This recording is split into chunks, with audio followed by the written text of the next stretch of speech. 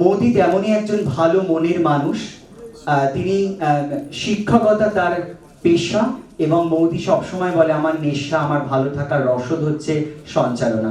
বিভিন্ন মঞ্চ থেকে এই মঞ্চ, যখন করোনা ছিল না আমাদের এই পৃথিবীতে, কোনো না কোনো সন্ধেবেলায়, প্রায় প্রতিটি সন্ধেবেলায় কোনো না কোনো মঞ্চে মোদি কে পৌঁছতেই হবে। তো মোদিকে আসবার জন্য অনুরোধ করছি। তারপর চলে যাই এই সময়ের আরো একজন প্রখ্যাত সঞ্চালক আবির সেনগুপ্ত। আবির বাবুকে আমি মঞ্চে আসবার জন্য অনুরোধ করছি, এবং শুভশ্রী সেনগুপ্ত, শুভশ্রী দিকে আমি মঞ্চে আসবার জন্য অনুরোধ করছি। অ্যাঙ্কার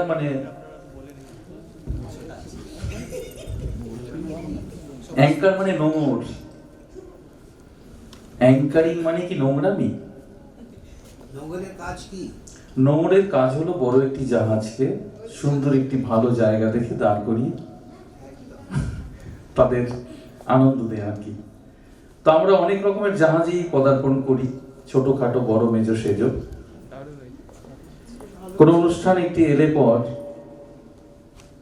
যারা অনুষ্ঠানের আয়োজক তারা সমস্ত কিছু ঠিকঠাক করে শেষে ফোন করে পুরোহিতদের, মানে আমাদের আর কি, পাত্র পাত্রী সব রেডি, ক্যাটারিং সব খবর দেওয়া হয়ে গেছে, গাড়ি ডেকোরেটর সব কমপ্লিট। শেষে গিয়ে আমাদের মনে পড়ে, নমস্কার দাদা, ফাঁকা আছেন আপনি? কবে? দুর্গাপুজোর নবমীর দিন। হ্যাঁ ফাঁকা আছি। আপনি তো আমাদের এলাকাতে থাকেন না? হ্যাঁ ওই তো পাশের পাড়ায়। আসুন একটু সম্বর্ধনা দেব, একগুচ্ছ রজনীগন্ধা, সঙ্গে একটি মিষ্টির প্যাকেট, বাঁদিকে লাড্ডু, ডান দিকে সোনপাপড়ি, উল্টো দিকে সিঙ্গারা, এরকম বেশ নিজের ভেতরে মারপিট করে আর কি। এতটাই ফাঁকা প্যাকেট আর কি। আমাদের জন্য অন্য প্যাকেট হয়েছে আর কি। আর হয় কি, আমাদের বলার সময় সাউন্ড কমিয়ে দেওয়া হয়। হ্যাঁ, এই দিদিও জানে ভালো করে। 99% অনুষ্ঠানে সঞ্চালক ঘোষক, পাতি বাংলায় বলে অ্যালাউন্সার, অনেক জায়গায় বলে অ্যালাউন্সার, আমাদের বলে না সাউন্ডটা একটু কমিয়ে দেওয়া হয়। এরা আর কি কথা বলবে, দু চার কথা, এদের সাউন্ড। আশিস বাবু এসছেন, বসুন আপনি মধ্যমণি হয়ে। তো এখানে সাউন্ডটা ভালোই আছে, এর জন্য সাউন্ডের দাদাকে ধন্যবাদ। হ্যাঁ অবশ্যই, বুঝলেন সঞ্চালকদের কত যাওয়া। হ্যাঁ পিয়ালি, এটা কিন্তু অংশ অনুষ্ঠানের, অন্যভাবে নিও না। হ্যাঁ পিয়ালি, ওনাকে ডাকুন। পিয়ালি ম্যাডাম আপনি মঞ্চে আসুন। কোথায়? আসুন আপনি। এটাই যদি কোনো খোলা মাঠে মঞ্চে অনুষ্ঠান হতো, মানুষের ধৈর্য নেই, তখন আবার বলার স্টাইল অন্যরকম। মঞ্চে আসেন কবিতা আবৃত্তি করতে পিয়ালি, চলে আসুন আপনি। 1 সেকেন্ড দেরি করলেই কেউ না কেউ সামনে বসে আছে ইটের ঢালা নিয়ে। কারণ ওপেন ক্রাউড মানে ভালো হলে ফিডব্যাক, খারাপ হলে ইটব্যাক। আর এনারা যা বোঝেন, আপনি মেদিনীপুরে হিট মানে বিশ্বের যে কোনো প্রান্তে অনুষ্ঠান করুন আপনি হিট। আর যদি মেদিনীপুরে ফ্লপ করে যান, তাহলে কোনো কোথাও আর আপনার অনুষ্ঠান কপালে জুটবে না। আমাদের এসছেন পিয়ালি ম্যাডাম? আচ্ছা, একটু ট্র্যাক রেডি হচ্ছে। কোন অনুষ্ঠানে গিয়ে দেখি অমুক সিনেমার তমুক নায়িকা, তমুক সিরিয়াল আর্টিস্ট। সে সিরিয়াল আর্টিস্টকে দেখলে আমার এমন মনে হচ্ছে মঙ্গল গ্রহ থেকে এইমাত্র এলেন গাড়ি নিয়ে, ডিরেক্ট ঢুকে পড়বেন মঞ্চে, গাড়ি নিয়ে উঠে যাবেন, মানে গ্রিন রুমে বসবেন না। এইটুকানি বাচ্চার 5খানা বাউন্সার, অমুক সিরিয়ালে তমুক খ্যাত, যেহেতু খ্যাত মানুষ এখন খেত, মানে খায় ভালো। আমরা হলাম গিয়ে সঙ্গে আনুষঙ্গিক আর কি। ওনারা রেয়াজি খাসি, আমরা গরম মশলা, অনেক কিছু নিয়ে অনুষ্ঠানে অনেক কিছু বলার আছে, ভালো টপিক আর কি। তার আগে পিয়ালি ম্যাডাম আসুন আপনি এখানেও পাঠ করতে পারবেন, কোনো অসুবিধা নেই। সাউন্ড তো দিতে বলিনি। সুস্মিতাদির আহ্বানে সৃষ্টির এই অনুষ্ঠানে দৃষ্টির এই অনুষ্ঠানে আমার এই প্রথম আসা, এবং এখানে এসে আমার ভীষণ ভালো লাগছে। দৃষ্টির সঙ্গে যুক্ত হতে পারলে আমি নিজেকে ধন্য মনে করব। তো এই দৃষ্টির অনুষ্ঠানে আমার একটি ছোট্ট নিবেদন, সাধারণ কবি আর্যতীর্থ।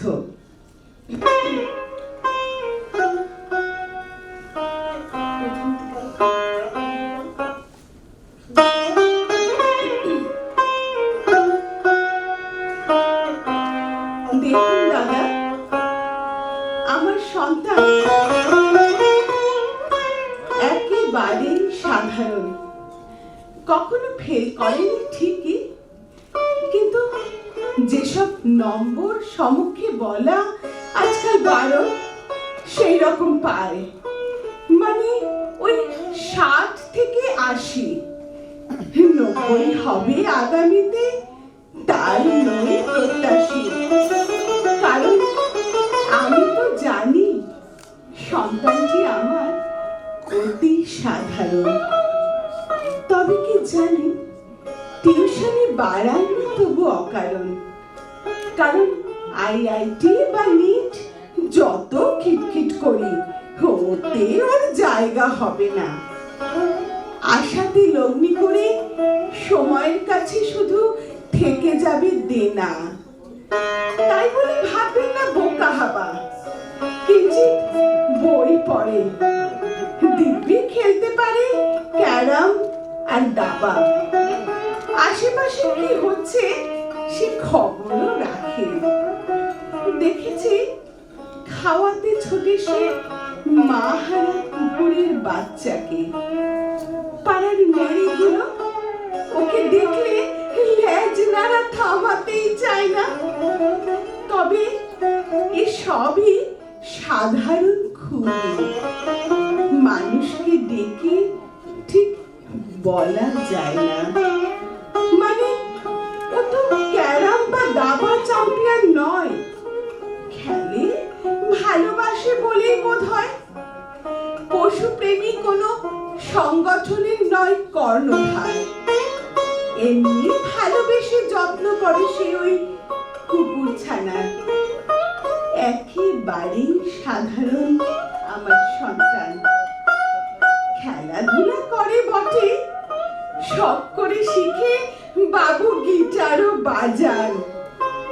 আবার ভাববেন না যেন স্কুল টিমে খেলে, ধুলো কাদা মেখে ফেরে রোজই বিকেলে। তবু খেলাতে সে এমন কিছু না, না হবে ঝুলন গোস্বামী না মারাদোনা। মোট কথা আগামীর তারকা সে নয় কোনো দিন। সির্ফ মোটামুটি হয়ে থেকে যাবে কৈশোর পেরিয়ে আজীবন। বলছি তো সন্তানটি আমার দাদা খুবই সাধারণ। তবে কি জানি ওর মার জ্বর হলে জাগে সারা রাত, কিছুই করতে পারে না, তবু মাথায় বোলাবে হাত। টুকটাক করে আমি দোকান বাজারও, মুঠ হলে করে কত গল্প হাজারো।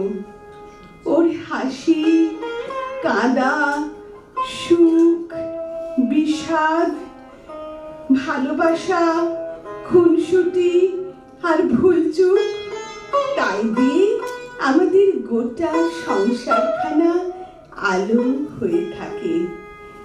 আগামী আজ ওর কাঁধে বিশ্বাস রাখে।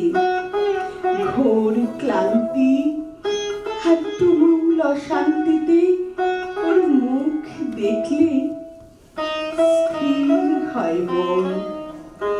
তাই স্টেজে বন্ধুরা ওঠে, ও বসে হাততালি দিচ্ছে যখন, আমি ওর পিঠে হাত রাখি।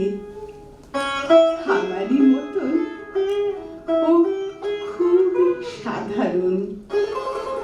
সত্যি বলছি দাদা, খুবই সাধারণ, খুবই খুবই সাধারণ। নমস্কার। এটি স্টার জলসার বরণ নয়, এ আমাদের শিল্পীকে আমরা বরণ করছি। করতালি সবাই মিলে খুব সুন্দর কবিতা আবৃত্তি শুনলাম।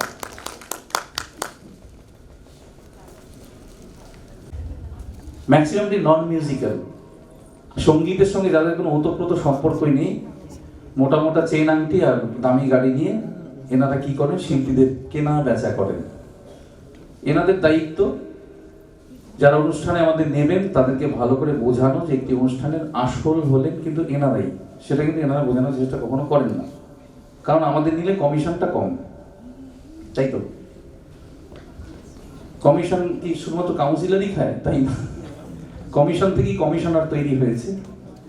এরাও একজন কমিশনার, এনারা হলেন সঙ্গীত জগতের কমিশনার। তারপরে অনুষ্ঠানের 2 ঘন্টা আগে পৌঁছে দেখি দর্শক আসেনি। আপনি শুরু করে দিন, আপনি শুরু করে দিন, বলুন বলুন। প্রশ্ন শুনছেন, হঠাৎ করেনি সার্বজনীন দুর্গোৎসব পূজা কমিটির তরফ থেকে আপনারা আসুন, আমাদের সাংস্কৃতিক অনুষ্ঠান এখানে শুরু হবে, মানে এটা আমাদের দিয়ে বলানো হয়ে গেল। 1-2 এলেন, ধীরে ধীরে মাঠ ভর্তি হলো। তারপরে কবিতা আবৃত্তি, নৃত্যশিল্পী এক এক করে সব আসবেন, ব্যান্ড আসবে। এখন তো নতুন একটা ঢং হয়েছে, একজন শিল্পী একটি করে ব্যান্ড সঙ্গে নিয়ে আসেন। উনি ই বাংলা খ্যাত, উনি জি বাংলা খ্যাত, উনি সি বাংলা খ্যাত, তিনি ডি বাংলা খ্যাত। তেনারা বাড়িতে হারমোনিয়াম নিয়ে বসতেন, 2-4 কলি গাইতেন, চ্যানেলের দৌলতে টিআরপি হাই, কে পায় ভাই। এখন 1 লাখ টাকা নেই, আর মানুষও পাগলের মতো লাফিয়ে পড়ে 1 লাখই দিচ্ছে, বাট আমাদের ব্যাড লাক, ওরা পাচ্ছে 1 লাখ। এটা তাদের টিআরপির ব্যাপার। এই টিআরপি 6 মাস 9 মাস, তারপরে আবার জিআরপি সিআরপি কিংবা এমআরপি পড়ে যাবে অনেক কিছু। তো প্রশ্ন আসতেই পারে, আপনি কোন খ্যাত? হ্যাঁ, খ্যাত এক সময় ছিল, বলি না কোথাও কোথাও কি খ্যাত ছিলাম, সেগুলো বড় ব্যাপার নয়। আমরা জি বাংলার নেই, আমরা পশ্চিম বাংলা শিল্পী। আর কত বঙ্গভঙ্গ হবে ভগবান হয়তো জানেন না সেটা। তো এই হয় অনুষ্ঠানের পরিস্থিতি। অনুষ্ঠানের শুরুতে দাদা একটা জল হবে, এই নি দাদাকে জল দে, কি করছিস, মানে 2 লিটার পারলে 20 লিটার জার নিয়ে চলে আসে। ঠিক শেষ মুহূর্তে দাদা জল হবে, জল কিসের জল, মানে এরকম ব্যাপার আর কি। এদিকে বলে বাজেট নেই, ওদিকে মঞ্চের পেছনে তাঁবু লাগিয়ে খাওয়া দাওয়া চলছে। বিপিন বাবুর কারণ শুধু এফএল সব, আর কি বলবো, ডিটেলস বলতে গেলে খারাপ লাগবে, শুনতে আপনাদের খারাপ লাগতে পারে, কিন্তু এই হচ্ছে সঙ্গীত। বর্তমানকালের ফাংশন হলো এই পরিস্থিতি। কেউ গান শুনতে আসে না, আসে গান দেখতে। দাদা সরে যান, দেখতে পাচ্ছি না, মানে উনি কানে শুনবেন না, চোখে দেখবেন, শিল্পীকে দেখতে পাচ্ছি না। আবার কোনো কোনো কমিটি যখন বুকিং করতে আসে এসে বলে আমাদের খুব কালচারাল এলাকা, বলছেন তো সংস্কৃতি প্রেমী এলাকা, ওখানে বাংলা গান চলবে। সেই লোকটাই 9টার পর দেখি চেঞ্জ হয়ে গেল। ঠিক আছে, কত রূপ কত গুণ মানুষের থাকে, এই ওপেন মাঠে গেলে বেশি দেখতে পাবেন। আর এখন হল শোয়ে সেটা পৌঁছে গেছে। হলের মধ্যেও দেখবেন সেই সুস্থ মানসিকতা, রুচিবোধ চেঞ্জ। বছরটা শুরু হয়েছে কাকলি ফার্নিচার দিয়ে, শেষ হচ্ছে কাঁচা বাদাম দিয়ে। এই হচ্ছে আমাদের কালচার। ভালো কিছু করুন, আপনি ইউটিউব বলুন, ফেসবুক বলুন, ভালো জিনিস কেউ দেখবে না, তার কোনো ভিউয়ার সাবস্ক্রাইবার কিছুই থাকবে না। আপনি নোংরা কুৎসিত যাচ্ছে তাই করুন, আপনাকে নিয়েই মাতামাতি হবে। এটা সাময়িক মাতামাতি, কিন্তু যা ইনকাম, যা আয় হবে একটা শিল্পীর কাছে বিশাল ব্যাপার। তো এই হয়েছে পরিস্থিতি। একা বললে হবে না, আর অনেকে রয়েছেন আমার সঙ্গে। মৌদিকে দিয়ে শুরু করি, বাকিটা তুমি বলো। অনেকক্ষণ ধরে বসে আছি 5:30 থেকে। তো এই যে সুরঞ্জিত যেটা বললো, অনেকেই হয়তো আমাদের যারা শিল্প চর্চা করেন তারা একটু অধৈর্য হয়ে পড়বেন, কিন্তু ওই যে সঞ্চালনার কাজটি করি সেজন্য ধৈর্যটা আমাদের প্রতিপদে দেখাতে হয়। সুরঞ্জিতের কথা রেশ ধরেই বলি, কিছুদিন আগেই আমার সঙ্গে সুরঞ্জিতের দেখা হয়েছিল রাজারহাট পুরসভার একটা অনুষ্ঠানে। হ্যাঁ, তো ও আসাতে আমি একটুখানি মানে যেটা বলে যে ভাবনার পালে খানিকটা হাওয়া লাগলো, কিন্তু তার আগে পর্যন্ত একজন এসে বলছেন এখন আমাদের এই নেতা উঠবেন, এবার অর্ধেক নাম শুনতে পাচ্ছি, অর্ধেক শুনতে পাচ্ছি না, এমন উচ্চারণে বলছেন।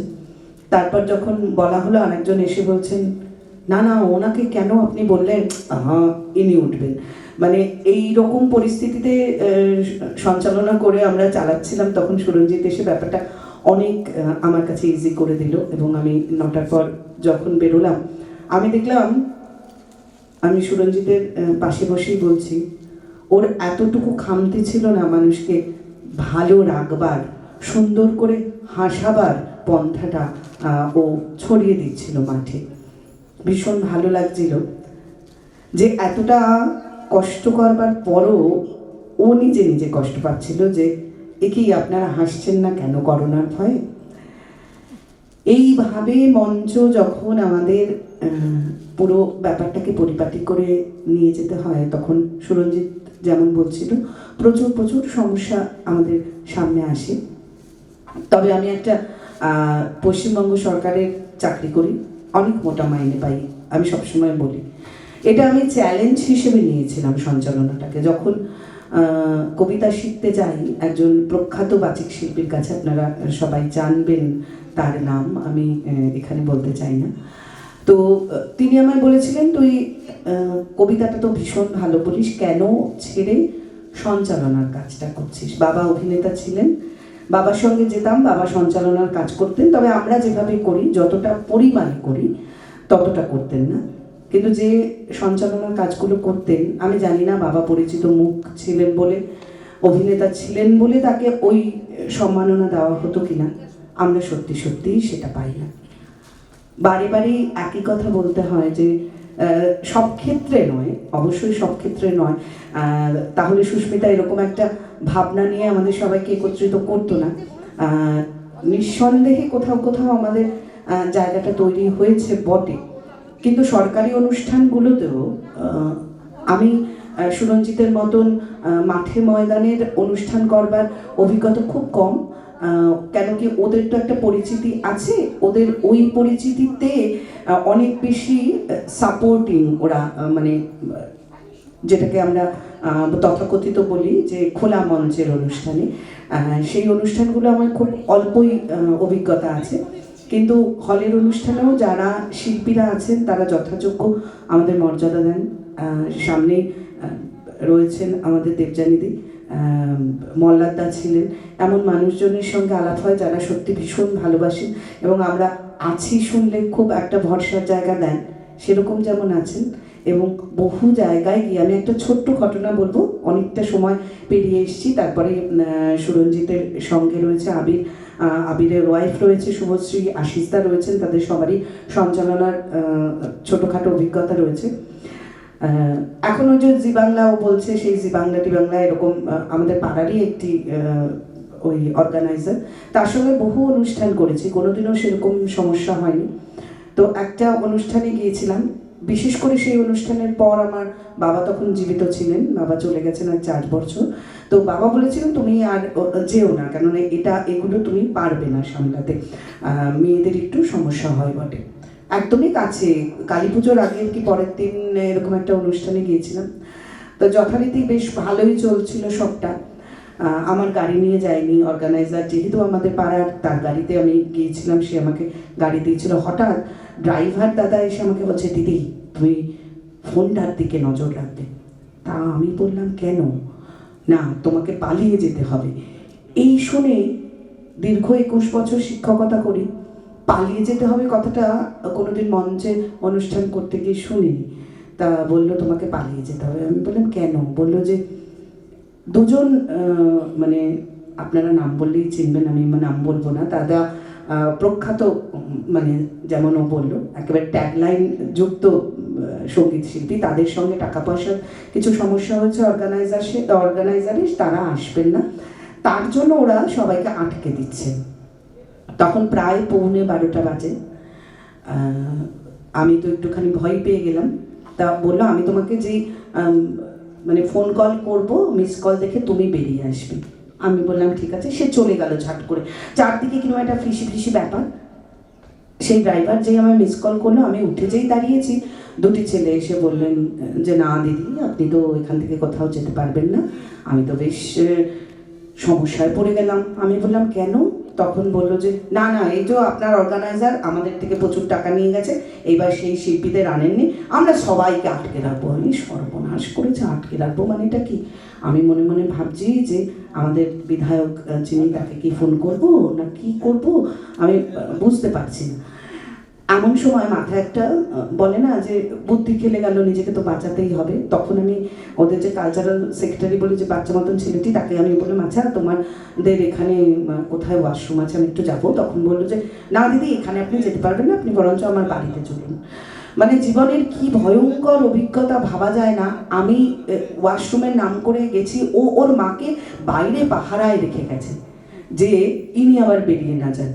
আমি ভাবছি বেরোবো কি করে, ওইদিকে ড্রাইভার আমাকে ফোন করছে।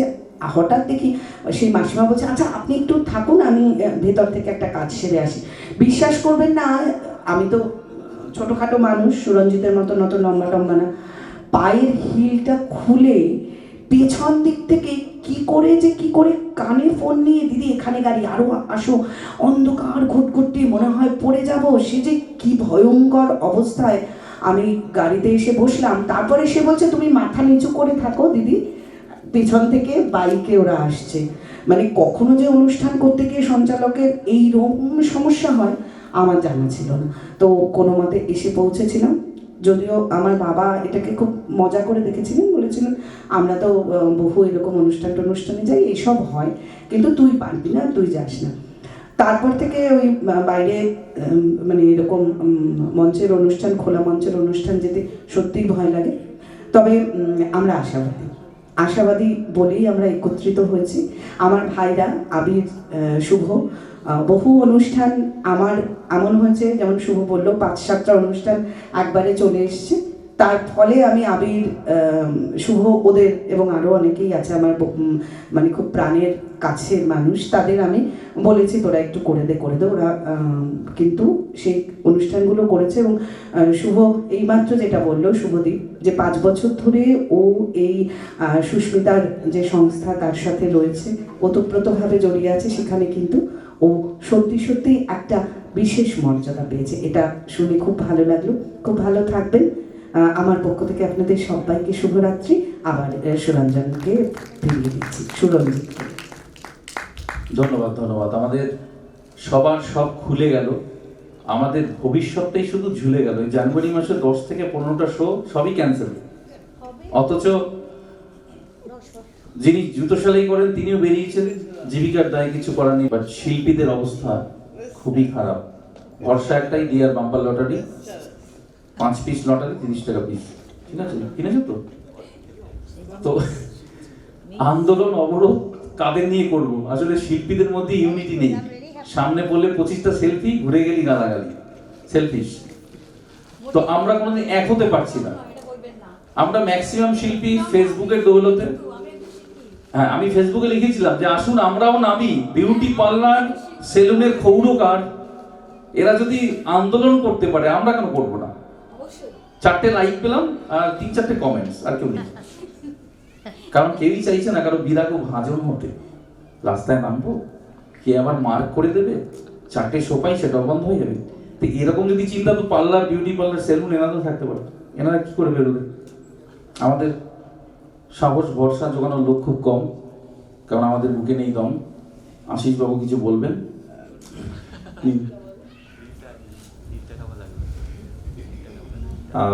অর্গানাইজারদের ব্যাপারে অনেক কথা হচ্ছে, আমি একটু অ্যাড করি। সাধারণত ওকাকুরা ভবনে যখন আমি প্রোগ্রাম করেছি অনেক দিন ধরে, অন্যরকম বেশ থাকে।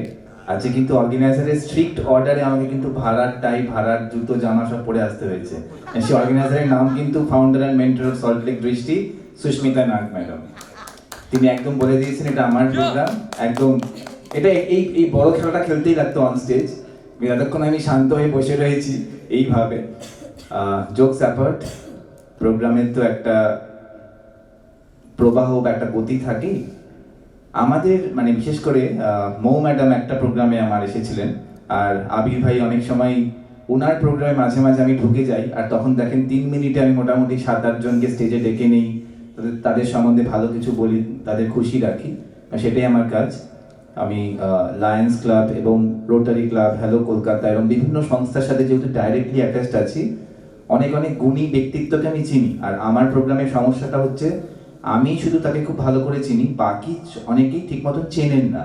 তাই আমার প্রোগ্রামে আমি সুবক্তা নই, I am not a good speaker. আমার সব কথা কিন্তু কানে শুনতে ভালো লাগে না। আমি ইম্প্যাক্ট স্পিকার, মানে পাওয়ারফুল স্পিকার বলতে যেটা বোঝে সেটা আমি। কিন্তু যেহেতু আমি আমার প্রোগ্রামটাকে গতি দিতে চাই, তার জন্য কাউকে দিতে পারি না। আবির ভাইয়ের সাথে অনেকবার কথা হয়েছে, আবির ভাই বলে আশিসদা তোমার কি মনে হয় যে আমি কোন অংশে খারাপ? আমি বলি ভাই তুমি সবচেয়ে ভালো, আমার চেয়ে অনেক ওপরে। কিন্তু আমার এইসব অনুষ্ঠানে কি হয়, অনেক ব্যক্তিত্ব আসেন, তারা বিভিন্নভাবে আমাদের সাপোর্ট করেন, বিভিন্ন ভাবে তারা এগিয়ে আসেন, এবং সেই তথ্যটা, সেই ইনফরমেশন একমাত্র আমি জানি। তো অন স্টেজ যখন ওরা উঠে আসে, তার মধ্যে আমি প্রচন্ড স্পিডে বকে দিই। আর আমার সুবিধা হচ্ছে বাংলা, হিন্দি, ইংলিশ একই কথা আমি 3বার বলে দিই, মেট্রো ট্রেনের মতন।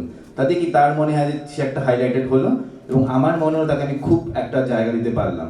সম্পূর্ণ ঘটনা ঘটে গেল উইদিন 20 সেকেন্ডস, একদম মেপে মেপে। এবং মৌ ম্যাডাম দেখেছেন একটি প্রেস ক্লাবের অনুষ্ঠানে 1 ঘন্টায় মোর দ্যান 27 জনকে আমরা সম্বর্ধিত করেছিলাম সম্মানের সাথে। সুস্মিতা নাগ ম্যাডাম প্রায় দিনই ভাবেন যে কি করে তিনি হ্যালো কলকাতা, লায়ন্স এবং রোটারির সাথে যুক্ত হলেন। এরকম একটা জগা খিচুড়ি আমরা প্রোগ্রাম করি, কিন্তু একটা আছে না ডিসঅর্ডারের মধ্যে একটা র্যান্ডম অর্ডার ক্রিয়েট হয়, সেটা আমাদের প্রোগ্রামে থাকে।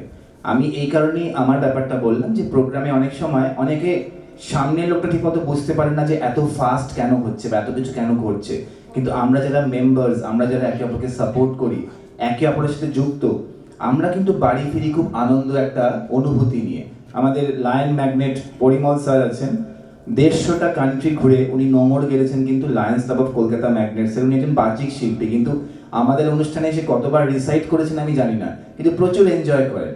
কারণ এর মধ্যে ওনাকে একবার ডেকে নিলাম, একবার কার হাত দিয়ে মেমেন্টো দেওয়ালাম, আবার আবিরদাকে বললাম আবিরদা ওনার সম্বন্ধে 1 লাইন বলে দাও, এমনি করে একটা মিক্স অ্যান্ড ম্যাচ চলতেই থাকে। এই বেতে আমাদের একটা গতি থাকে। তবে হ্যাঁ, খোলা মঞ্চে ছোট বয়সে কিছু অনুষ্ঠান করেছি, যেরকম ম্যাডাম বললেন অতটা ভয়ানক কোনো অভিজ্ঞতা হয়নি। অফকোর্স তিনি ম্যাডাম বলেই তাকে আটকানোর চেষ্টা হতো, আমাকে আটকেই বা কী হবে, আর সবসময় যে আমি শুভেচ্ছা থাকি তাও তো নয়। আর এইভাবেই চলছে আমাদের জীবন। খুব সুন্দর একটা প্রয়াস সল্টলেক দৃষ্টি সেন্টার ফর লার্নিং ডিসেবিলিটি, এই যে সঞ্চালনায় যারা আছি তাদেরকে তুলে ধরার যে প্রয়াস, সেটাও দৃষ্টির পক্ষ থেকে। তোমার স্পর্শে নামটার আজকে মানেও শুনলাম, খুব ভালো লাগলো। এইভাবেই চলতে থাকুক দৃষ্টি, আর আমরা সবাই আছি, সঞ্চালক হিসেবে না হলেও অ্যাটলিস্ট পাশে দাঁড়াতে পারি বিভিন্নভাবে। ধন্যবাদ আপনাকে অসংখ্য। এবারে মিস্টার আবির বাবু, আপনি বলুন আপনার কোনো অভিজ্ঞতা। ঘটনা সবই দুর্ঘটনা সত্যি, কিন্তু এখানেও একটা দুর্ঘটনা ঘটে গেল। পরিমলদা বলার পর এখানে হয়তো উপস্থিত আছেন 20 জন, হাততালি দিয়েছেন 12 জন, বাকি 8 জন হাততালি দেননি। আসলে এটাই হয়, সেটা হলো আমাদের ঢুকতে হয় সবার আগে, আর একদম যখন শতরঞ্চি গোটানো হয় আর কি, তখন আমাদের গাড়িটা মঞ্চের পাশে এসে দাঁড়ায়। তো যাই হোক, এই অভিজ্ঞতা নিয়েই কাজ করছি বেশ কিছু বছর ধরেই। আমি পেশায় চাকরি করতাম, কিন্তু হঠাৎ ছোটবেলা থেকে যেহেতু একটু অভিনয়ের সাথে যুক্ত ছিলাম, গ্রুপ থিয়েটার করতাম, সেখান থেকে হঠাৎ করে সুযোগ চলে আসে চিরঞ্জিতদার সাথে একটি ছবিতে অভিনয় করার। তখন আমি একদম ছোট, চিরঞ্জিতদা, পাপিয়া অধিকারী, দেবিকা দি, সকলের সাথে স্ক্রিন শেয়ার করলাম, ভালো লাগলো। তারপরে সেই ছবিটি মুক্তি পাওয়ার কিছুদিন পরে আমার আরও একটি ছবির অফার চলে আসে প্রসেনজিৎ দা এবং ঋতুপর্ণাদির সাথে। তখনও কিন্তু আমি ছোট শিল্পী হিসেবেই কাজ করছি, মানে বয়সে ছোট, শিল্পী ছোট নয়। আমি মনে করি আমি সব থেকে বড় শিল্পী, এটা আমার অন্তরের বিশ্বাস। তাই বোধহয় চেষ্টা করেছিলাম। তাই চাকরি করব, বাঙালি ছেলেরা চাকরি করবে না কবিতা বলবে না, এটা হতে পারে না। শুধু গান করবে, হ্যাঁ সেটা আবার কি করে সম্ভব। কিন্তু আমি সাপোর্ট পেয়েছিলাম আমার বাড়ি থেকে, তাই আমার চাকরি ছেড়ে দিয়ে একদিন দুম করে বললাম না আমি আবার অভিনয় করব। তখনও কিন্তু আমি এভাবে নিয়মিত সঞ্চালনা করি না, তখন অভিনয়টা করব ভেবে চাকরিটা দুম করে ছেড়ে দিয়ে একটি প্রোডাকশন হাউসের সাথে যোগাযোগ করবো এরকম ভাবছি। হঠাৎ করে একটি অনুষ্ঠানে আমার আমন্ত্রণ আসে সঞ্চালনার জন্য। সেখানে শ্রী সব্যসাচী চক্রবর্তী, শঙ্কর দা রয়েছেন, বিপ্লব দা রয়েছেন, আরো অনেক অনেক গুণী মানুষরা রয়েছেন। হঠাৎ করে আমাকে মঞ্চে তুলে বলা হলো যে আজকে পুরো অনুষ্ঠানটা তোমাকে পরিচালনা করতে হবে। তুলে নিলাম একটু ভয় ভয় পুরো দায়িত্বটাই।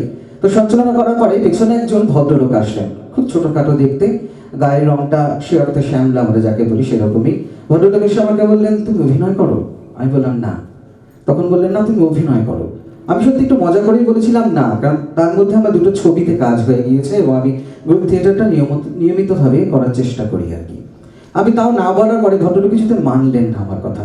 বললেন, তোমার কথা বলার মধ্যে অদ্ভুত একটা স্টাইল রয়েছে, যেটা অভিনয়ের জন্য ভীষণভাবে প্রয়োজন। যদি কখনো মনে করো অভিনয় করবে, আমার সাথে যোগাযোগ করো। উনি আমাকে ফোন নাম্বারটা দিলেন। বিশ্বাস করুন, আমি খুব একটা গুরুত্ব সহকারে যে ফোন নাম্বারটা নিয়েছিলাম তা নয়। ফোন নাম্বারটা নিলাম, বাড়িতে এলাম, বাবাকে বললাম, বাবা বলে এরকম তো কত হয়, একবার দেখতে পারো ফোন করে। আমি কিন্তু কোনো রকম আশা ছাড়াই তাকে ফোন করেছিলাম এবং ফোন করার পর তিনি আমাকে বললেন, টালিগঞ্জ 13 নম্বর স্টুডিও চেনো? আলাম যে একটু চিনি দাদা। বললো, তাহলে চলে এসো।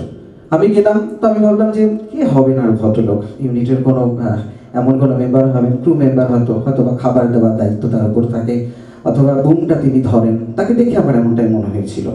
আমাকে বসতে দেওয়া হলো, তারপর আমাকে বললো, আপনি আসুন ভেতরে। আমাকে সোজা ফ্লোরে নিয়ে যাওয়া হলো। ফ্লোরে গিয়ে দেখলাম ভদ্রলোক ক্যামেরার পিছনে। আমি সাথে সাথে ভীষণভাবে মানে নিজের থেকে খুব লজ্জা লাগলো আমার, যে একটা মানুষকে দেখে আমার অনেক সময় অনেক কিছু ভেবে নিই, কিন্তু না, সেই মানুষটি ক্যামেরার পেছনে একটা জনপ্রিয় সিরিয়াল এই ঘর এই সংসার স্বপ্নসারার তার পুরো ক্যামেরা বন্দি করার দায়িত্বটা তার। এত গুণী মানুষরা রয়েছেন সেখানে। আমাকে বললেন, তুমি একটা ছবি দিয়ে চলে যাও। বিশ্বাস করুন, 3 মাস আমাকে কোনো কাজে ডাকা হয়নি। আমি তখন ভাবছিলাম আবার সিভি রেডি করি, আবার আমি চাকরিতে জয়েন করব। ঠিক এরকম একটি সন্ধে আমার কাছে ফোন আসে, কালকে টালিগঞ্জ 13 নম্বর স্টুডিওতে তোমার শুটিং আছে, তুমি চলে এসো। আমি গেলাম। আমার আলোর বাসা, ওম এবং মিমি দুজন মানে ক্যারেক্টার ছিল, তারা মেইন ক্যারেক্টার। তাদের সাথে আমার প্রথম ধারাবাহিক অভিনয়। তারপর সেখান থেকে পরপর ভাষা, স্বামী সিদ্ধা, দত্তবাড়ি, ছোট বউ, রাজলক্ষ্মী, কিরণমালা, রাজলক্ষ্মী কুরুক্ষেত্র, মহাপ্রভু শ্রী চৈতন্যর অনেক ধারাবাহিক, 13টি ধারাবাহিকে কাজ করা। যাই হোক, তো সঞ্চালনার কথা আসি, যেহেতু আজকের বিষয়টা সঞ্চালনা, কিন্তু তার সাথে সাথে সঞ্চালনাটা শুরু করলাম আবারও, যে না, মঞ্চ ভীষণভাবে আমাকে টানে, তাই মঞ্চের সামনে দাঁড়াতে হবে আমাকে। আবার শুরু করলাম সঞ্চালনা। সুযোগ আসলো। সুরঞ্জিত একদম প্রথমেই বলছিল খোলা মঞ্চ। 2 ধরনের মঞ্চে আমরা সবাই চেষ্টা করি অভ্যস্ত একদম। তার কারণ হচ্ছে কি, দেখুন, শিল্পীরা তো তাকেই আমরা বলি প্রকৃত শিল্পী, যে সব ক্ষেত্রে সমানভাবে মানিয়ে নেওয়ার, অন্তত নিজেকে কিছুটা যোগ্যভাবে তৈরি করার চেষ্টা করেন, তিনি তো প্রকৃত শিল্পী। তাই আমরা কিন্তু প্রত্যেকেই খোলা মঞ্চ এবং আমরা যেরকম বলি প্রেক্ষাগৃহ, সবখানেই আমরা অনুষ্ঠান করি। আর মোদির একটু অভিজ্ঞতা পালিয়ে আসার সেটা হলো যে আমাদের সেই একই ব্যাপার, সকাল মানে সন্ধ্যেবেলা গিয়ে আমাকে একটি অনুষ্ঠানে বলতে বলা হলো যে আপনি সবাইকে ডাকুন। আমি বললাম যে এই কাজটা আমার নয়, সবাইকে ডেকে আনার কাজটা আমার নয়, আমার মঞ্চে এসে অনুষ্ঠান পরিচালনা করার দায়িত্ব। তখন বললেন যে যিনি অর্গানাইজার নিয়ে গিয়েছিলেন তাকে বলছে, এই কাকে নিয়ে এসেছো, এ তো প্রচন্ড নাকুচু, এ বলছে আমার ডাকার দায়িত্ব নয়। তো যা হয় অর্গানাইজার, এই করে দাও না, কেন যাচ্ছ, করে দাও না। বলছে, না তুমি আমাকে এটার জন্য আলাদা পেমেন্ট করবে কিনা আগে বলো। তখন বলছে যে এইটা তো তোমার পার্ট। আমাকে বলছে, না আমার পার্ট নয়, আমি সঞ্চালক, আমি ঘোষক নই।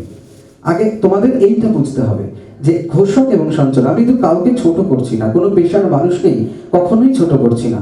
তারও একটা গুরুত্ব রয়েছে, যিনি ঘোষণা করেন তারও অবশ্যই একটি অনুষ্ঠান পরিচালনার ক্ষেত্রে নিশ্চয়ই তার একটা গুরুত্ব রয়েছে। কিন্তু এটা বুঝতে হবে, আমাকে সঞ্চালক হিসাবে ডেকে নিয়ে এসে আমাকে অপমান করার অধিকারটুকু কিন্তু সবার নয় বা থাকে না। যেমন এরকম অনেক অভিজ্ঞতা হয়, অভিজ্ঞতা হতে হতে এবং আমরা যখন অনুষ্ঠান পরিচালনা করি, তখন বারবার করে আমাদের কাছে দাদাকে একটু তুলতে হবে। তো কোন দাদা, দাদার নামটা লিখে নিলাম। ওই দাদার নাম লেখাতেই দেখলাম হঠাৎ করে আরেকজনের সঙ্গে বললেন, আপনি ওই দাদাটার কথা বললেন না, আমাকে বলছে। তখন আমি বললাম যে দেখুন, বড়দা মেজদা আপনারা ঠিক করবেন, আমার কাছে সবাই দাদা, তাই আপনারা যার কথা বলবেন আমি তাকেই মঞ্চে আমন্ত্রণ জানাবো। তারপরে মঞ্চে শিল্পী গাইছেন, হঠাৎ করে বললেন উনি চলে যাবেন, ওনাকে না সম্বর্ধনা দিয়ে দিতে হবে।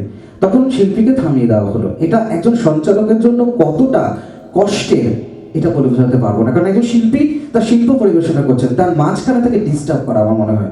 শিল্পী গান করছেন, তার জন্য বরাদ্দ 0.5 ঘন্টা, 5 মিনিট, 1.5 ঘন্টা যাই থাকুক না কেন, তাকে সেই সময়টুকু দেওয়া উচিত, কিন্তু দেওয়া হয় না অনেক সময়। বলে ওনাকে থামিয়ে, 2টো গান হয়ে গেছে, এবার একটু দাদাকে তুলে দাও, বা উনি এসছেন ওনাকে তুলে দাও। তো এগুলো হচ্ছে আমাদের সঞ্চালনা করার ক্ষেত্রে ভীষণভাবে মানে অভিজ্ঞতা হয় এইগুলোর, এবং এইগুলোকে নিয়ে আমরা সাথে চলছি। বিশ্বাস করুন, খারাপ লাগার জায়গা থাকে ঠিকই, কিন্তু একদম মন থেকে খারাপ জায়গাটাকে তৈরি করতে দিই না, চেষ্টা করি মনটাকে জোর করে যে না, খারাপগুলো আমার সাথে নয়, খারাপগুলো পুরো শিল্পটার সাথে হচ্ছে। এইটাকে একদিন বন্ধ করতে হবে, কিন্তু বন্ধ করবে কে? এটাই হচ্ছে সব থেকে। এর আগে প্রশ্ন এসছে, সুরঞ্জিত বলেছে যে হ্যাঁ, কে বিড়ালের গলায় ঘন্টাটা বাঁধবে। এটা কিন্তু একটা খুব গুরুত্বপূর্ণ বিষয়। তো আমাদের সময় থাকে না সত্যি কথা বলতে। আজকে আমি যদি সুরঞ্জিতকে বলি, সুরঞ্জিত আগামী 26 তারিখ চলো আমরা একটা প্রতিবাদ সভা করি, সুরঞ্জিতের নিশ্চয়ই সেদিন একটা শো থাকতেই পারে, অবশ্যই রয়েছে। আমি জানি না, মানে আমার এটা পেশা। এখন আমি চাকরি ছেড়ে দেওয়ার পরে সঞ্চালনা এবং অভিনয়, এটাই আমার মূল পেশা। ফলে অনেকে বলেন যে আবির সেনগুপ্ত, ও আচ্ছা, ও ডান হাতে টাকা নিয়ে বা হাতে মাইক্রোফোন ধরে। আচ্ছা, আপনারা বলেন এটা কি আমার অন্যায়? আমি যে সময়টা দিই তার জন্য একটা রেমুনারেশন থাকবে কি থাকবে না? থাকা উচিত তো। যে ভদ্রলোক সাউন্ড দাদা, যিনি পুরো শব্দ গ্রহণে থাকেন, তিনি টাকা পান, কারণ তার দায়িত্ব আমাদের শব্দটা সকলের কাছে পৌঁছে দেওয়া। যিনি পেছনে থাকেন যন্ত্রশিল্পী দাদা, তার দায়িত্ব গানটাকে আরো অনেকটা সুন্দর করে দেওয়া। তা এরা প্রত্যেকে পয়সা পাবে, কিন্তু সঞ্চালকের পয়সা হলে এই অতটা কেন?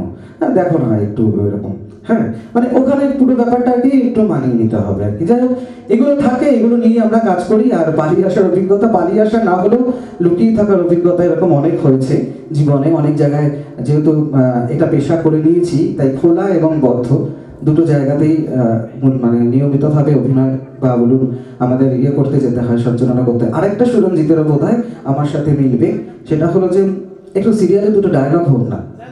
হ্যাঁ, সিরিয়ালে দুটো ডায়লগ হোক, সিরিয়ালে দুটো ডায়লগ হোক। তো ওনারা এটাও বোঝেন না যে সিরিয়ালে দুটো ডায়লগ বলতে গেলে তো আমি একা না, সবসময় আরেকজন শিল্পী থাকেন, পোয়েটিস্ট থাকেন, তারও কিছু বলার থাকে, একটা যাই হোক। তো এরকম। আর মেদিনীপুরের অভিজ্ঞতা বলতে গেলে সেখানে এক লরি শিল্পী নিয়ে যেতে হবে, দুটোর বেশি গান শুনবো না, দুটোই গাইতে হবে। আর আমি একটু মজা করে বলি, কেউ যদি এখানে থাকেন প্লিজ অন্যভাবে নেবেন না, দক্ষিণের হাওয়া খুব ভালো, কিন্তু দক্ষিণের মানুষ একটু দক্ষিণের হাওয়া খুব ভালো আর দক্ষিণের মানুষও ভালো, কিন্তু ওখানে অনুষ্ঠান করতে গেলে ভর্তি চাপ নিয়ে যেতে হয় আর কি। তো এরকম কিছু কিছু জায়গা থাকে, কিন্তু আমরা সবটা ভালোবাসার সঙ্গে করি।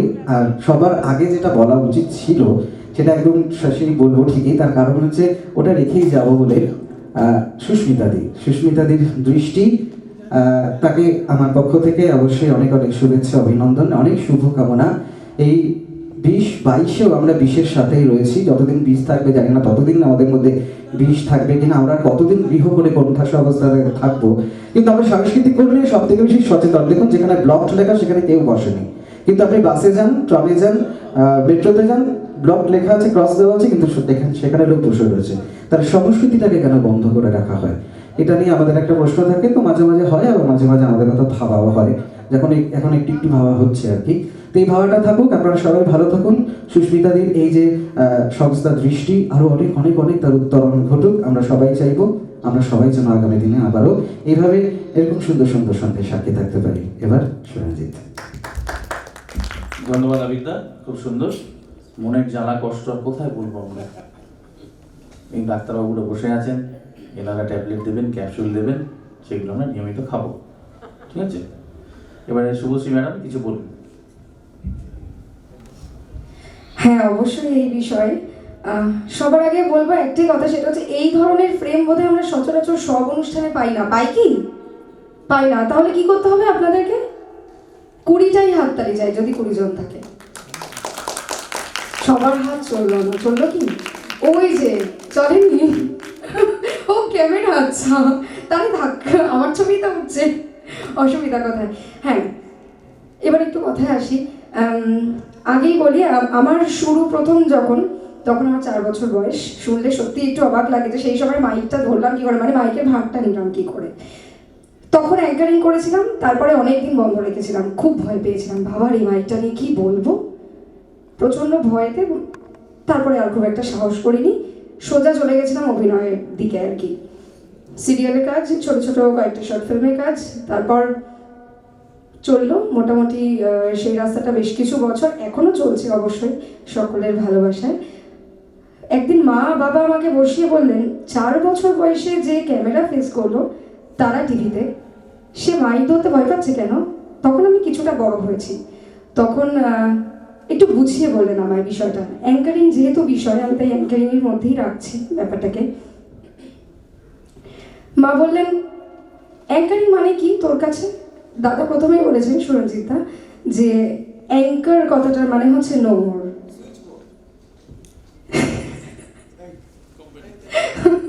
অনেক কিছুই আছে, ওইটাই কিন্তু আলো দেয়, ওটা প্রেস না করলে লাইটটা জ্বলবে না। তো একদম, তো সেই হচ্ছে অ্যাঙ্কার, যে অনুষ্ঠানটাকে আমার মনে হয় ফুলগুলো খোলা থাকে, ফুলগুলোকে সুতোয় গাঁথতে হয়, সেই সুতোটা হচ্ছে অ্যাঙ্কার। এই ব্যাপারটা আমাকে মা বোঝালেন। বাবা বললেন, যদি তুই একদম মানুষের ভাষা, সাধারণের ভাষায়, সাধারণের মধ্যে চলে যেতে পারিস, দাঁড়িয়ে থাকবি স্টেজে, কিন্তু উল্টো দিকে মানুষটা, অর্থাৎ যিনি দর্শক আসনে আছেন, তিনি মনে করবেন তুই তার পাশে বসে তার সাথে মনের কথা বলছিস, তাহলে কেমন হয়? তখন বেশ মজা লাগলো। তাই তো আমাকে তো আমার মতন করে বোঝাতে হবে। আমি প্রথমে তাদের থেকে বুঝলাম, তারপর শুরু করলাম আমার মতন করে দর্শককে বোঝা এবং দর্শককে আমার মনের কথাটা বোঝানো। ব্যাস হয়ে গেল অ্যাঙ্কারিং। জানি না সেটাকে অ্যাঙ্কারিং বলে কিনা, কিন্তু আমি আমার মনের ভাবটা প্রকাশ করতে পারি, তার বিনিময়ে দর্শকরা হাততালি দেয়, আমি তাতেই খুশি। ব্যাস, এইটা বোধহয় সব থেকে বড় পুরস্কার। তাই আপনাদের সকলের জন্য, যেটা আমি সব অনুষ্ঠানে বলে থাকি, আজকে আবারও বলবো, প্রতিটা অনুষ্ঠানেই বলবো, আপনাদের সকলের জন্য একবার জোরে হোক না। এই কজন মানুষ হতেই পারে, কিন্তু পেটে করুন না। একদম, জীবন আছে, জীবনে চড়াই উতরাই সবই থাকবে। বছরের শুরুতে আমরা অনেকগুলো খারাপ খবর পেয়েছি, প্রোগ্রাম অনেকেরই ক্যান্সেল হয়েছে। আমি অভিনয়ের সাথে সাথে, অ্যাঙ্কারিংয়ের সাথে সাথে মডেলিং করি। আবারও বলছি, সেই সেলুন পার্লারে ফিরতেই হচ্ছে আমাদেরকে। তো সবার প্রফেশন কোথাও হলেও, মানে 90% হয়তো চলছে, কিন্তু 10% হলেও কিন্তু ডাউন হয়েছে। আমার মনে হয় সবার তাই হয়েছে। তো তার মধ্যেও আমরা যারা সংস্কৃতি প্রেমী মানুষ, তারা কিন্তু এসেছি। স্টেজটা যেমন এখানে এই মুহূর্তে ভরে রয়েছে, উল্টো দিকটাও কিন্তু অনেকটা ভরে আছে। আমি আপাতত এইটুকুতে খুশি, তার কারণ আমরা সত্যি সংস্কৃতিকে ভালোবাসি, বাসি তো, তাই এসেছি। অনেকে ঘাড় নাড়ছেন। তো হ্যাঁ, সত্যি আমরা সংস্কৃতিকে ভালোবাসি বলেই আমরা এসেছি। আমাদেরকে আটকে রাখা কিন্তু এত সহজ নয়, পারবে না কেউ আটকাতে।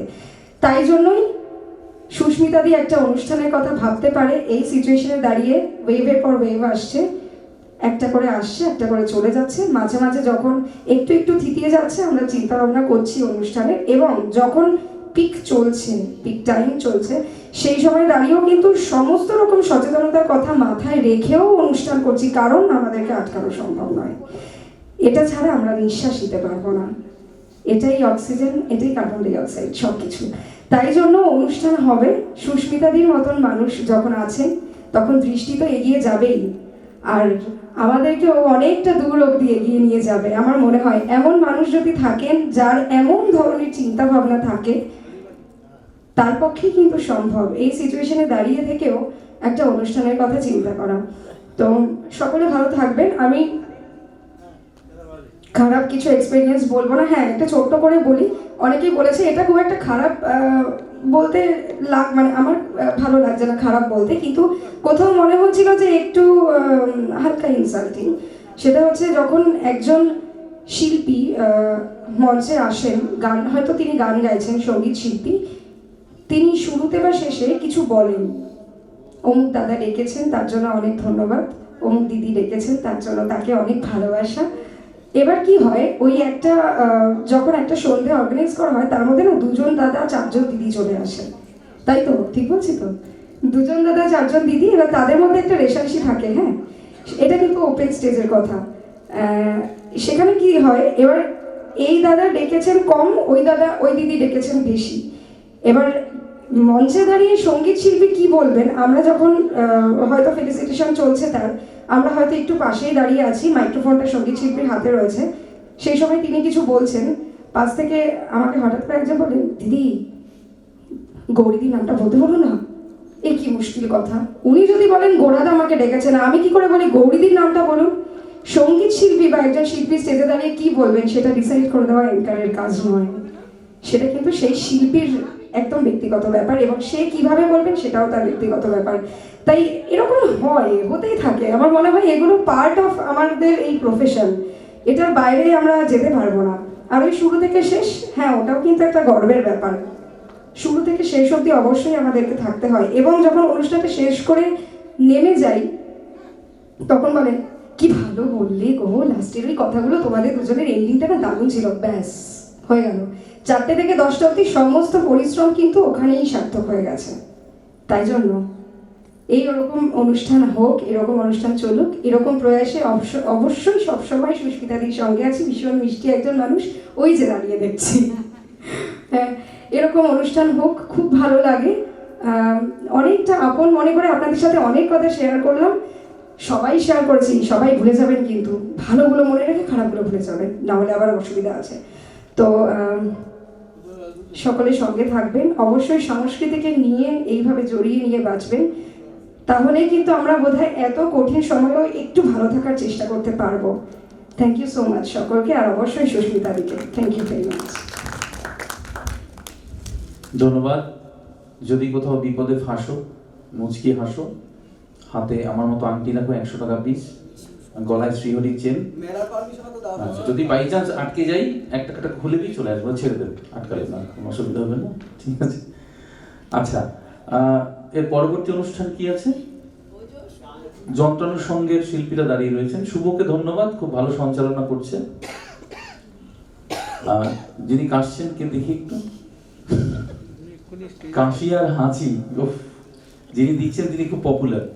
ধন্যবাদ সকলকে। আমাদের আলোচনা শিবির এখানেই শেষ। যাওয়ার আগে মিটিংয়ে বলে না, দুনিয়ার অ্যাঙ্কার, আমাদের দাবি মানতে হবে, প্রোগ্রাম শেষে ভালো টিফিন দিতে হবে, দিতে হবে। আচ্ছা, ধন্যবাদ। আর দৃষ্টির পক্ষ থেকে বন্দনদা ছোট্ট উপহার তুলে দিচ্ছে এই মুহূর্তে, জোরে একটা করতালি হোক। এবারে উপহার পৌঁছে দেব মৌদিরাতে, মৌগুহ। এরকম অনুষ্ঠান 12 মাস হলে ভালো হয়, দুটো গিফট। এবারে আবির সেনগুপ্ত, আবির দেখাতে উপহার পৌঁছে দিচ্ছে বন্দনদা। বন্ধন নাকি ব্যাংকে চাকরি করে? একদম বন্ধন ব্যাংক। এবারে শুভশ্রীর হাতে উপহার পৌঁছে দিচ্ছে বন্দনদা। প্রত্যেককে ধন্যবাদ। আর আশিস স্যারকে বোধহয় অলরেডি দেওয়া হয়ে গেছে, পেয়ে গেছে। হ্যাঁ, প্রত্যেককে অনেক ধন্যবাদ এবং আমাদের সাথে থাকার জন্য, পাশে থাকার জন্য অনুরোধ করি। আর শেষে বলো, আপনাকেও যাবেন না, রাতে খেয়ে যাবেন না। থাকুন আমাদের সঙ্গে, আরো গানের অনুষ্ঠান রয়েছে।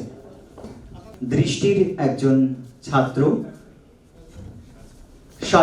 সায়ন্তনের একটা নৃত্য পরিবেশনা, তারপরেই আমরা চলে যাব শুভ্রদার গানে।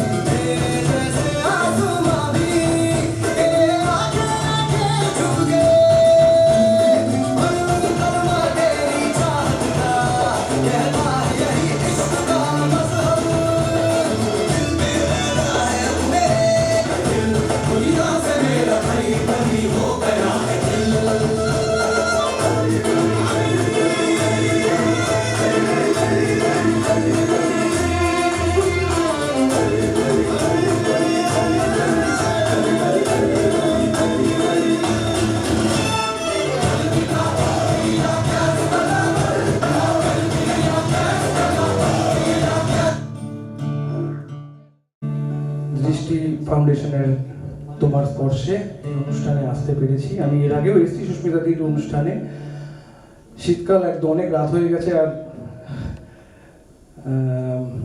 সবারই বাড়ি যাওয়ার একটা ইয়ে থাকে। যাই হোক, আজকে বেশিক্ষণ আর সময় পাবো না আজকে গান গাওয়ার।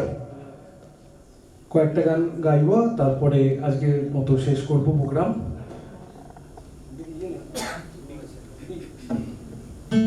প্রথমে একটি শাহাবুল করিমের গান গাইছি। আর একটা কথা না বললে নয়, সেটা হচ্ছে আজকের দিনটা something special from other days. কেননা আজকে 19শে জানুয়ারি, আজকে আমার গুরুর জন্মদিন। ওনাকে শ্রদ্ধা জানাই, প্রণাম জানাই। অনুষ্ঠান শুরু করছি একটি শাহাবুল করিমের গান দিয়ে। চলো।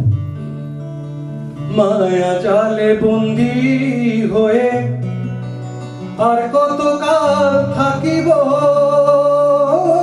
মনে ভাবি সব ছাড়িয়া তোমারে খুঁজে নিব।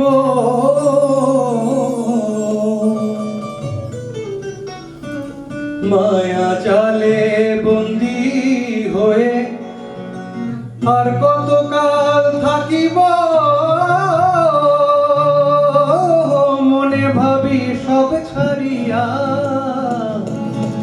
তোমারে খুঁজে নিব।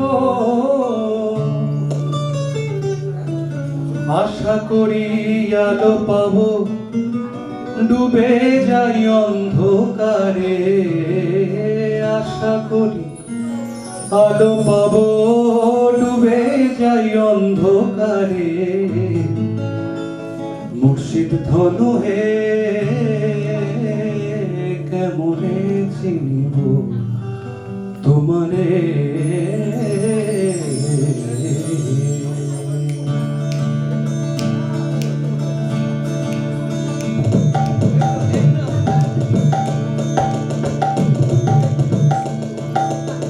মায়া জালে বন্দি হয়ে আর কতকাল থাকিব,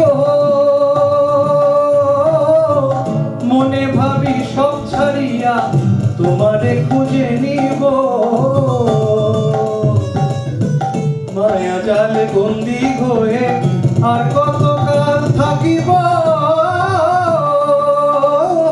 মনে ভাবি সব ছাড়িয়া তোমারে খুঁজে নিব। আশা করি আলো পাবো, ডুবে যাই অন্ধকারে। আশা করি আলো পাবো, ডুবে যাই অন্ধকারে। কেমনে চিনিব তোমারে, তোমারে কেমনে চিনিব তোমারে।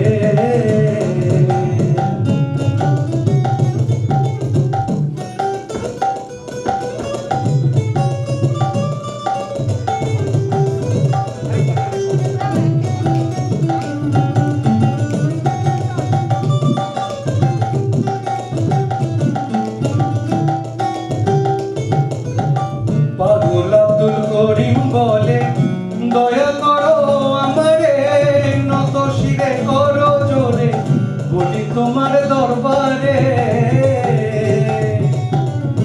পাগল আব্দুল করিম বলে, দয়া করো আমারে, নত শিরে করো জোরে, বলি তোমার দরবারে। ভক্তের অধীন হও চিরদিন, থাকো ভক্তের অন্তরে। ভক্তের অধীন হও চিরদিন, থাকো ভক্তের অন্তরে। কেমনে চিনিব তোমারে, তোমারে কেমনে চিনিব তোমারে। দেখা দাও না কাছে নাও না, আর কত থাকি দূরে। দেখা দাও না কাছে নাও না, আর কত থাকি দূরে। মুর্শিদ ধনু হে কেমনে চিনিব তোমারে, তোমারে কেমনে চিনিব তোমারে। তোমারে কেমনে চিনিব তোমারে, তোমারে কেমনে চিনিব তোমারে।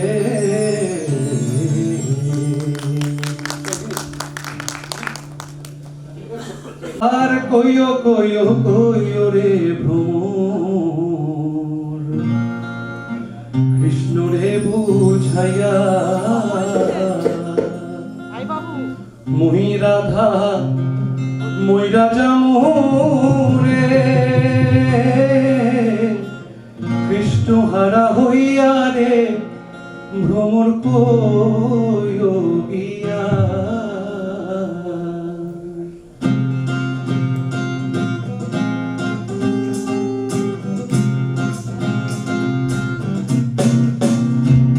ভ্রমর রে ভ্রমর রে, কইও কইও কইও রে ভ্রমর,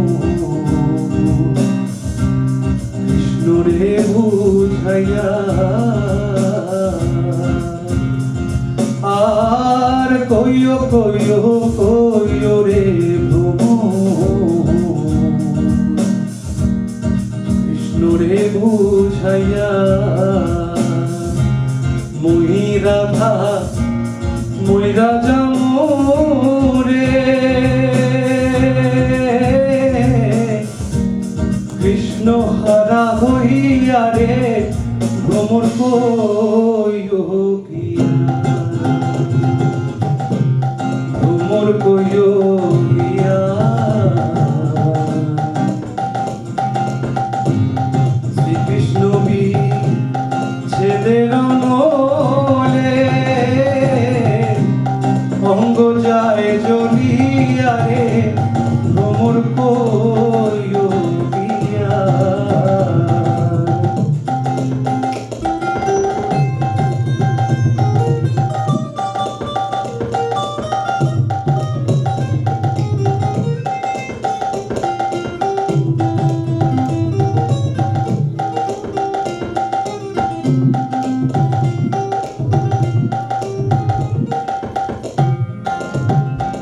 ভ্রমর রে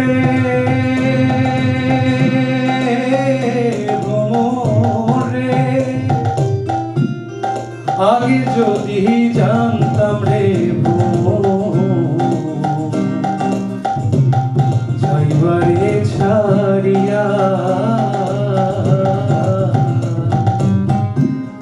আগে যদি জানতাম রে ভ্রমর, যাইবারে ছাড়িয়া। মাথারও গ্যাস দুই ভাগ করি রে,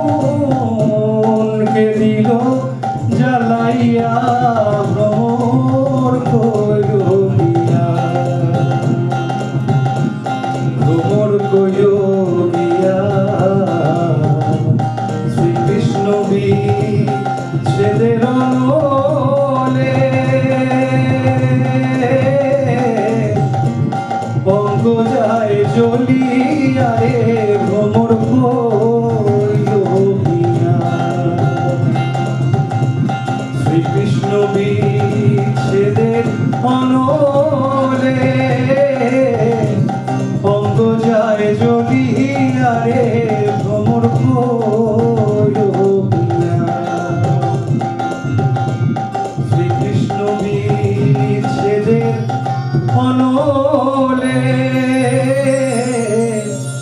অঙ্গ যায় জ্বলিয়া রে ভ্রমর কইয়া যাকর ভুগি তাকর মাছ আর বিছাই করো সাথে পাঁচ।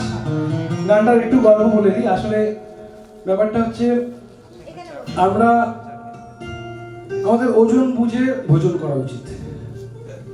আয়ের থেকে ব্যয় বেশি হলে মুশকিল, আর ওজন বুঝে ভোজন না করলে পেট খারাপ হয়ে যাবে। তো প্রত্যেকটা ব্যাপারে, প্রত্যেকটা জীবনের ক্ষেত্রে এটা খুব মেলে আর কি।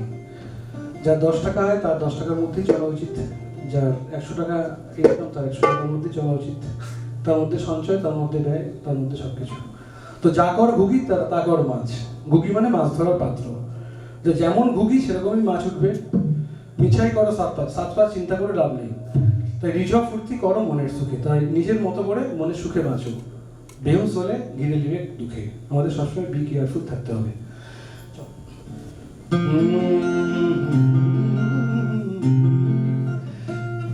যা কর ভুগি তা কর মাছ, মিছাই করো সাথে পাঁচ, রিঝব ফুর্তি করো মনের সুখে। ভাই রিঝব ফুর্তি করো মনের সুখে, মনরে বেহুশ হলে ঘিরে নিবে কে দুঃখে। মনরে বেহুশ হলে ঘিরে নিবে কে দুঃখে।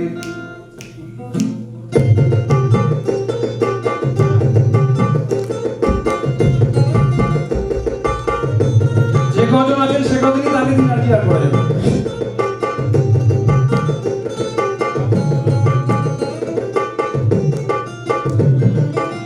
ভালো ঘাটে জলে দিবি আর ভালো ঘাটে জলে দিবি আর ভালো করে ছাগে খাবি আর ভালো ঘাটে জলে দিবি আর ভালো করে ছাগে খাবি। বেঘাট গেলে ভাই বেঘাট গেলে কাটে দিবে ঝোঁকে আর বেঘাট গেলে কাটে দিবে ঝোঁকে। মনরে বেহুশ হলে ঘিরে দিবে দুঃখে, মনরে বেহুশ হলে ঘিরে দিবে দুঃখে।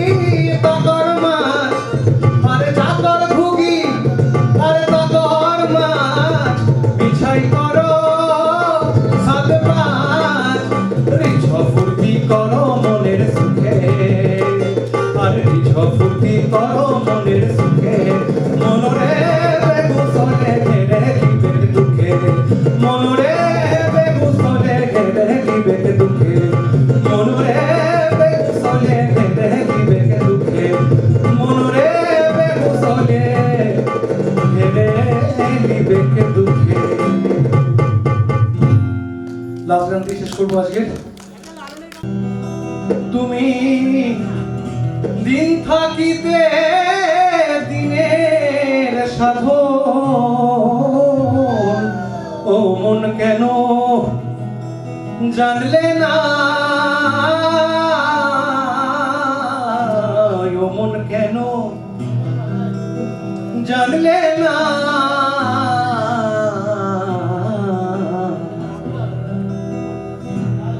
সময় গেলে সাধন হবে না,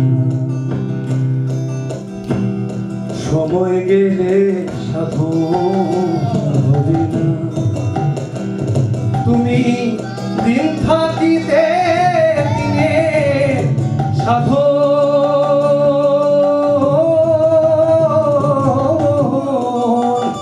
তুমি দিন থাকিতে দিনে সাধন, মন কেন জানলে না রে মন, কেন করলে না,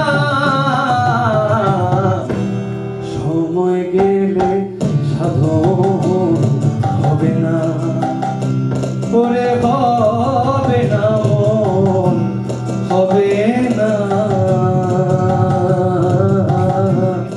সময় গেলে সাধন হবে না।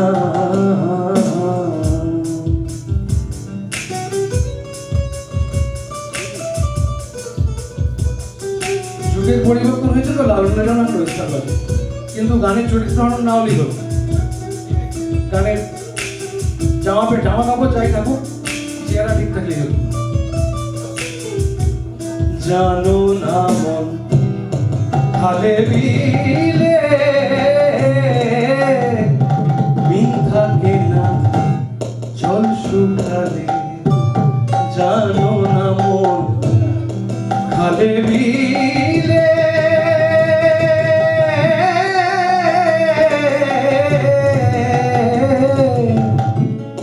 মিন থাকে না জল শুকালে,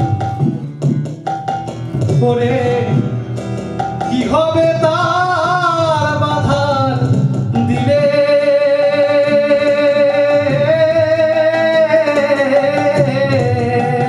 ওরে কি হবে তার বাধার দিলে, ও যে শুকনা মোহনায় রে মন, শুকনা মোহনায়,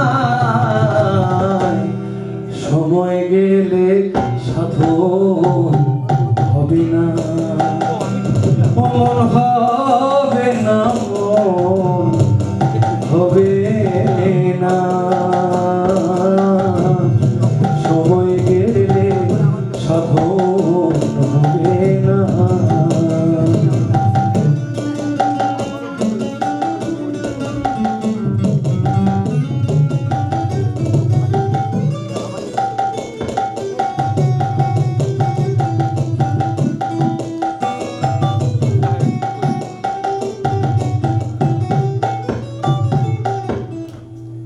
অমাবস্যা পূর্ণিমা হয়, মহাযোগ সেদিনে উদয়, অমাবস্যা পূর্ণিমা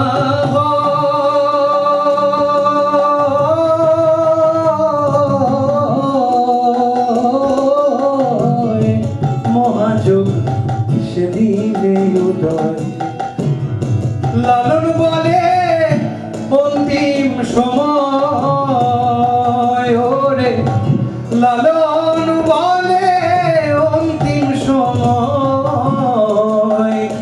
ওরে দণ্ডেকে বইত না রে মন, দণ্ডে বইত না,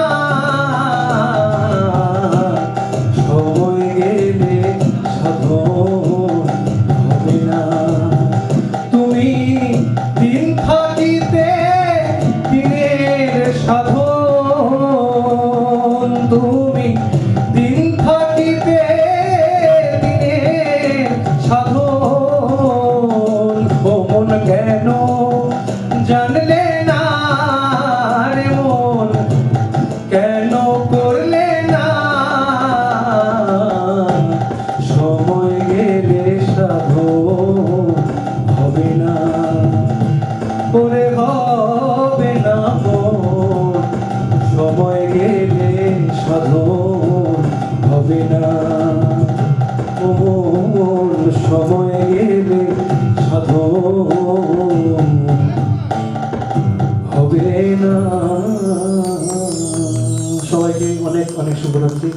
আজকে আমার সঙ্গে যারা সঙ্গত করলো এতক্ষণ, ও অভিক খুব ভালো ছেলে, অভিক গিটারে ছিল, রিতম আমাদের সঙ্গে আজকে হ্যান্ডসোনিকে ছিল। সবার হয়ে আর একবার ধন্যবাদ, সবাই ভালো থাকবেন, শুভরাত্রি। শুভরাত্রি বলবার আগে যাওয়ার আগে দেবে শুভ্রদা এবং পরিপূরক দুই শিল্পীর হাতে। আমি পরিমলদাকে মঞ্চে আসবার জন্য অনুরোধ করছি। শুভ্রদার হাতে প্রথমে পরিমলদা ছোট্ট একটা উপহার দৃষ্টির পক্ষ থেকে তুলে দিচ্ছে, জোরে একটা করতালি হোক। এবারে আজকের অনুষ্ঠানের দুই পরিপূরক শিল্পী, সম্পূর্ণই হয় না আজকের অনুষ্ঠান। সৌরভদা এবং বন্দনদাকে আসতে অনুরোধ করছি, দৃষ্টির পক্ষ থেকে ছোট্ট একটা উপহার পৌঁছে দেবে এই দুই শিল্পীর হাতে। সকলের সম্মিলিত ভালোবাসা।